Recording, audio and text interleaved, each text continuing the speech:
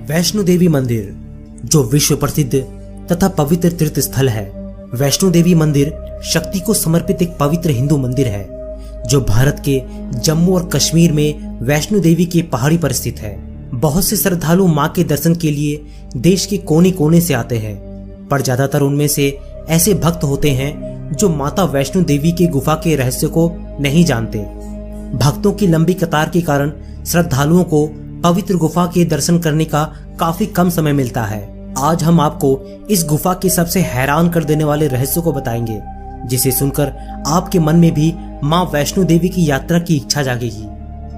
आप देख रहे हैं अद्भुत टीवी इंडिया। दोस्तों, हमारे चैनल को सब्सक्राइब जरूर कीजिएगा ताकि आने वाली नई वीडियो आप देख सकें। यह मंदिर जम्मू और कश्मीर राज्य के जम्मू जिले में कटरा नगर के समीप अवस्थित है। यह उत्तरी भारत में सबसे पूजनीय पवित्र स्थलों में से एक है। मंदिर 5200 फीट की ऊंचाई और कटरा से लगभग 12 किलोमीटर की दूरी पर स्थित है। यह भारत में तिरुमला वेंकटेश मंदिर के बाद दूसरा सर्वाधिक देखे जाने वाला धार्मिक तीर्थ स्थल है। इस मंदिर की देखरेख श्री माता वैष्णो देवी तीर्थ मंडल द्वारा की जाती है। तीर्थ यात्रा को सुविधाजनक बनाने के लिए उधमपुर से कटरा तक एक रेल संपर्क बनाया गया है। चलिए अब बात करते हैं मां वैष्णो देवी की गुफा से जुड़े रहस्यों के बारे में। जितना महत्व यहाँ के वैष्णो देवी का है, उतना ही महत्व माता की इस गुफा का है। मां वैष्णो देवी के दर्शन के लिए उनके भक्त को एक प्राचीन गुफा से होकर गुजरना पड़ता है। कहा जाता है कि माता की यह गुफा बहुत ही अद्भुत रहस्यों से भरी पड़ी है। भगवान विष्णु के अंश से उत्पन्न मां वैष्णो का एक अन्य नाम देवी त्रिकुटा भी है। देवी त्रिकुटा के निवास के कारण माता का निवास स्थान त्रिकुट पर्वत कहा जाता है।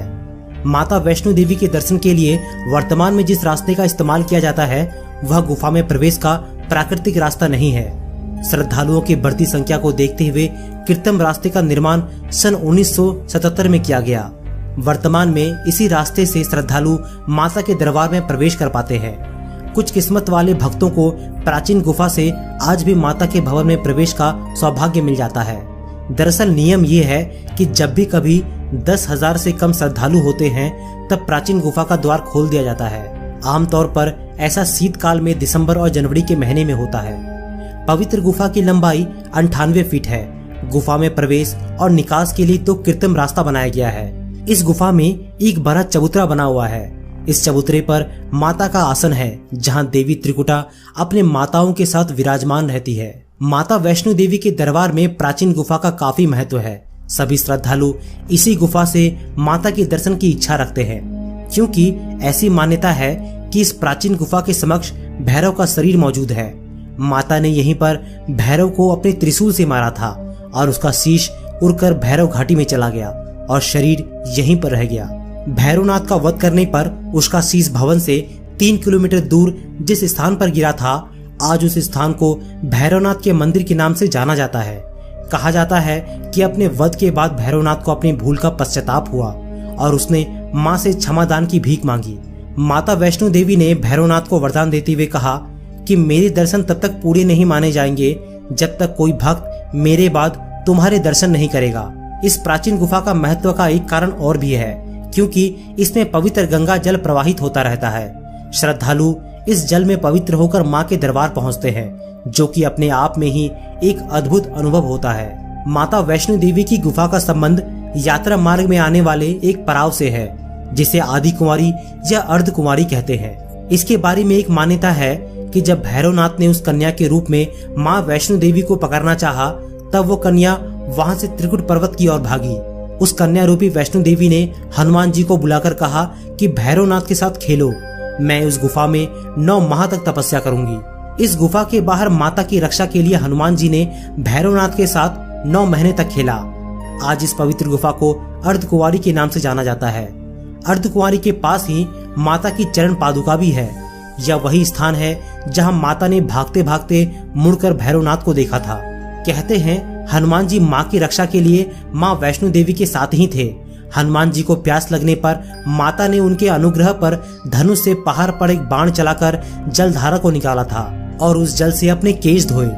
आज यह पवित्र जलधारा बाण गंगा के नाम से जानी जाती है, जिसके पवित्र जल का पान करने से या इसमें स्नान करने से भक्तों की सारी व्याधियां दूर हो जाती है। यहाँ एक अन्य गुफा है जिसे गर्भजून के नाम से जाना जाता है।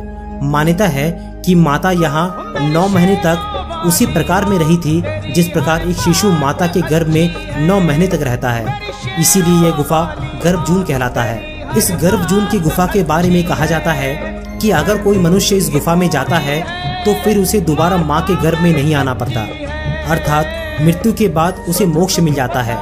और अगर उसे किन्हीं कारणों से गर्भ में आना पड़ा तो उसका जीवन बहुत ही सुखमय बीतता है। माता वैष्णो देवी के दरबार तक कैसे पहुंचे और यहाँ दर्शन करने का सबसे उचित समय कब होता है, ये सारी डिटेल्स आपको इस वीडियो के डिस्क्रिप्शन बॉक्स में मिल जाएगी। दोस्तों, ये तो थी कुछ बातें जो माता वैष्णो देवी की गुफा से जुड़ी है। हम आशा करते हैं कि आप शक्ति को समर्पित इस पवित्र तीर्थ स्थल के दर्शन जरूर कीजिएगा और अपने अनुभव अद्भुत टीवी इंडिया के साथ जरूर बांटिएगा।